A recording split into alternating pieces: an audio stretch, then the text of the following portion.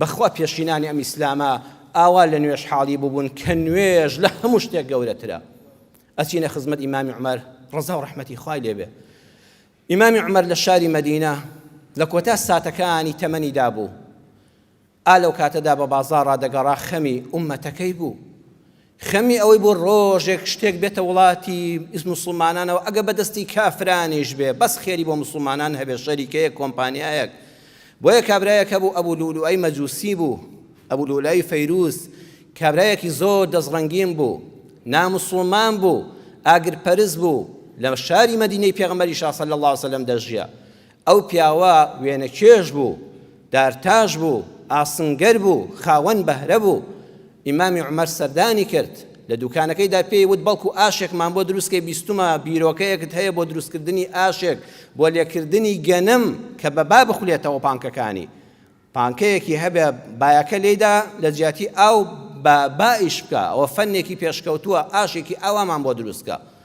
بەم دڵە پاکەوە پێیوت بۆی خزمەتێک بە مرۆڤایەتی و بە موسڵمانان و پایتەختەکەی ئیسلام بکە. بەڵام ئەو پیاوەوتی ئەی عومەر، نەیگوت ئەمیری ئیمانداران، چونکە ئەو بڕوای وانەیەکەوە ئەمیری ئیماندارانە، مسلمان نییە. ئەی عومەر، ئاشێکت بۆ دروست دەکەم لە ڕۆژ هەڵات و ڕۆژ ئاوادا دەنگ بداتەوە.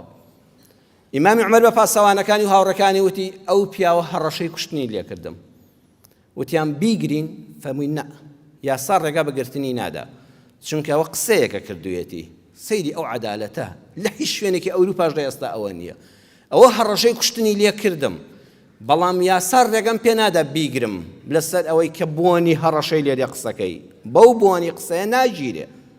بەڵام وەڵڵاهی ئەوە باسی ئاژ نەبوو، باسی ڕووداوێکی گەورە دەکا. دوو ڕۆژ دوای ئەوە ئیمامی عومەر لە نوێژی بەیانیدا بوو. مزگەوت ئەو کاتە کارەبای نەبووە، گە چرایەک لە گۆشەیەکەوە هەبوو بێت، تاریک بوو.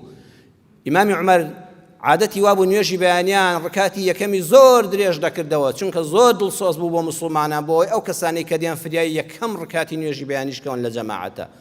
ئەو بەیانیە سوڕەتی یوسفی دەخوێند، لەگەڵ قورئانەکە تێکەڵاو بوو، وەختێ بەخۆی زانی، یعنی وەکو وەڵی شتێک چوە جەستەیەوە. ئەو پیاوە لە تاریکی میحرابەکەیە خۆی شاردبەوە لە نیوە شەوە. ئەو خەنجەرەی کە دروستی کرد بوو دووسەر بوو، بە ژەهر ئاویدا بوو. هاد لە ناو میحرابەکە لەو تاریکە دەرپەڕی و سێ خەنجەری لە حەزەتی عومەردا. یەکیان لە ناو خوار ناوکیەوە بوو. ئیمامی عومەر فەرمووی یەکسەر هەستم کرد هەموو ڕیخۆڵەکانم هاتنە خوارەوە. کاتێک کە ئیمامی عومەر کەوت و قورئانەکە نەما، مزگەوتەکە گەورە بوو، ئەوانەی لە دواوە بوون ئاگایان لێ نییە لە پێشەوە چی ئەو دەنگ و هەرایەک پەیدا بوو، بۆ ئیمان بێدەنگ بوو، دەنگ سوبحان الله سوبحان الله. واتە ئیمامی عومەر لەبیرت چۆتەوە یان هەموو ئاەتەکەی تەواو دەکرد. لەو کاتەدا یەکسەر ئیمامی عومەر بەو برینەوە دەستی عەبدوڕەحمانی کوڕی عەوفی گرت و خستێ میحرابەکەوە لە شوێنی خۆی. ئەویش خێرا نوێژێکی بە پەلەی بۆ کردن، جەماعەت هەر نەبڕدرا، نوێژ ئەوەندە گەورەیە. ئیمامی عومەر لەو کاتەدا دەفەرمێ بێهۆش بوو، بردیانە ماڵەوە، پێچایان پێستی حیوانێکیان هێناوتیانەوە پێچا. دکتۆر و خەستەخانەوەکو ئێستا بۆ شێوەیە نەبووە، ئەڵە کە بردیانەوە بە ئاگا هاتەوە خوێنی زۆری لە بەڕۆژ بوو بورابەوە. کە بە ئاگا هاتەوە یەکەم قسەی ئیمامی عومەر نەیفەرموو چێ بوو، چێ لێیدام، گیرا، چیتان کرد؟ یەکسەر فەرمووی خەڵکەکە نوێژیان کرد، خەڵکەکە نوێژیان کرد، چونکە هەر کەسێک فەرمووی پەیوەندی بە ئیسلامەوە نامێنێ ئەگە واز لە نوێژ بێنێ. توخوا خەڵکەکە نوێژەکەی بەیانیان نەچوو بەوەی منەوە، وتیان قوربان جەماعەتەکە کرا، ئەبوو عوبەیدە نوێژەکەی کرد، عەبدوڕەحمانی کوڕی عەوف نوێژەکەی بۆ کردن. دەفەرمێ ئەلەو کاتەدا دیسان بورایەوە کە بە ئاگا هاتەوە فەرمووی ئاو بێنن. بەو برینەوە بەو سەختی ئازارەوە بەبێ بەنج و هیچ شتێ فەرمووی دەستنوێژم پێ بگرن. عەبدوڵای کوڕی ئاوی هێنا و دەستنوێژیان پێگرت و نوێژەکەی بەدان فەرمووی ڕووم کە نەقیبلە نوێژەکەی کرد. خەڵکێک هەیە خۆشەویستم دەڵێن نەخۆشم تازە نوێژ ناتوانم بکەم، لەسەر قەڵەوێرەم ناتوانم نوێژ بکەم، خەفەتێکم هەیە ناتوانم نوێژ بکەم. نەخێر، خۆ هیچی وەکو حەزەتی عومەر بە ئازار نەبووە، ڕیخۆڵەکانی هاتبوونە دەرەوە خستیانەوە ناوەوە. ئالەو کاتەشا یەکەم شت فەرمووی خەمی نوێژەکەمە، با نوێژەکەی خۆشم بکەم مادام موسڵمانان نوێژیان کردووە. ئەمجا فەرمووی دیسان ئاگادار بن، موسڵمانان وەسیەتتان بۆ دەکەم بە دوا وەسیەتی پێغەمبەر صلی الله علیه وسلم. فەرمووی پێغەمبەری خوا لە ئاخر لەحزەی ڕوح دەرچوونیا فەرمووی ئوممەتەکەم ئاگاتان لە دوو شت بێ، بەینی خۆتان و خوا نوێژ، بەینی خۆتان و خەڵک خێزانەکانتان. پێش هەموو کەس ئاگال لە دڵی ژنەکەت بێ و زوڵمی لێ مەکە. بەیەش پێش هەموو عیبادەتێک ئاگەر لە بینی خۆت و خوا بێ بە نوێژەکانت. ئالەو کاتەدا دەفەرمێ نوێژەکەی کرد و شیریان بۆ هێنا، کە شیریان بۆ هێنا لە ڕیخۆڵەکانیەوە هاتە دەرەوە. فەرمووی نیشانەی ئەوەیە دەمرم هەموو ڕیخۆڵەکانمی بڕیوە. فەرمووی چێ وای لێ کردم؟ وتیان قوربان ئەبوو لؤلؤ ئەبوو، ئەو ڕۆژە ڕاستت کرد، وتت ئەوە هەڕەشەی کوشتنم لێ دەکا. فعلەن هەڕەشەی کوشتن بوو. فەرمووی چیتان لێ کرد؟ وتیان قوربان ئەو کاتێک کە لە جەنابتی داویستی بە تاریکیەکەدا ڕاکا و کەس نەیناسێتەوە، دەموچاوی خۆی پێچا بوو. بۆیە بە هەموو لایەکە خەنجەرەکەی ڕادەوەشان. 13 سەحابەی بریندار کرد، 7یان تا ئێستا شەهید بوون. 7یان لەو بەیانەیە شەهید بوون لەناو مزگەوتی پێغەمبەر صلی الله عليه وسلم. فەرمووی سوپاس بۆ ئەو خوایە، خوایە حەمد و سەنا بۆتەوە، بەدەستی کەسێک نەکوژراوم لە ژیانە سوزەیەکی بۆ خوا بردبێ. چانێ مسلمانێک نەیکوشتوم حەقێکی لەسەرم بێ و لە قیامەتا بڵێ خوا لەسەر ئەوە عومەرم کوشت. کەسێک کوشتومی کە بۆ خوا سوزەیەکی پێ نییە لە قیامەتا. چانێ نوێژ نەکەرێک کافرێک کوشتومی بەدەستی ئیماندارێک کە حەقێکی لەسەرم بێت نەکوژراوم.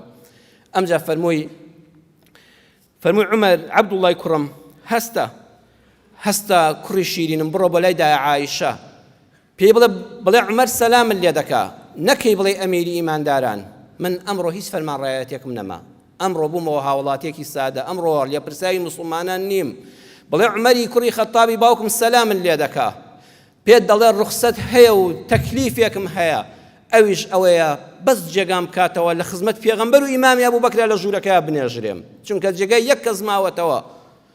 کە عەبدوڵڵا چوو دای عایشە گریا، فەرمووی بە لەدەستدانی عومەر ئیسلام کونێکی گەورەی تێبوو کە قەت پڕ نابێتەوە جارێکی تر. فەرمووی ئەو شوێنەم بۆ خۆمدا نابوو، بەڵام بەخوا عومەرم لە خۆم خۆشتر دەوێت چونکە زۆر خزمەتی ئیسلامی کرد.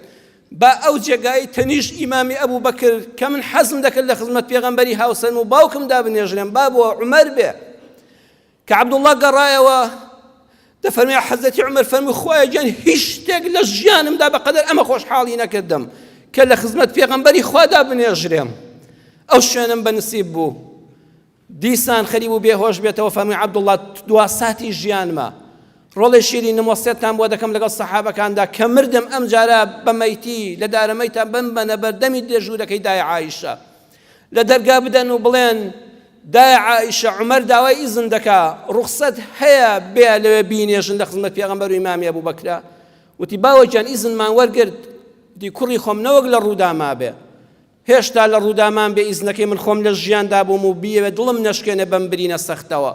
ئێستا کە مردم کۆتاییم پێهات ئەو کاتە لە ڕوودامان نامێنێ، دیسان پرسی پێ بکەنەوە با بەهۆی لە ڕوودامانەوە شوێنەکەی خۆی نەدا بە من، با حەقێک بێ کە پێم ڕەوا ببینێ.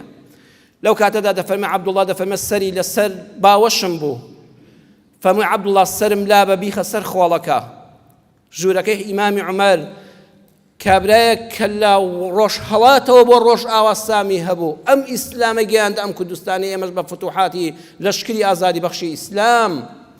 فەرمووی ڕۆڵە گیان سەرم لەسەر باوەشت لا بە بمخە سەر زەویەکە، ڕوومەتم خە سەر خۆڵەکە. وتی بابە گیان ڕانی منیش هەر خۆڵەکەیە بۆ جەنابەت.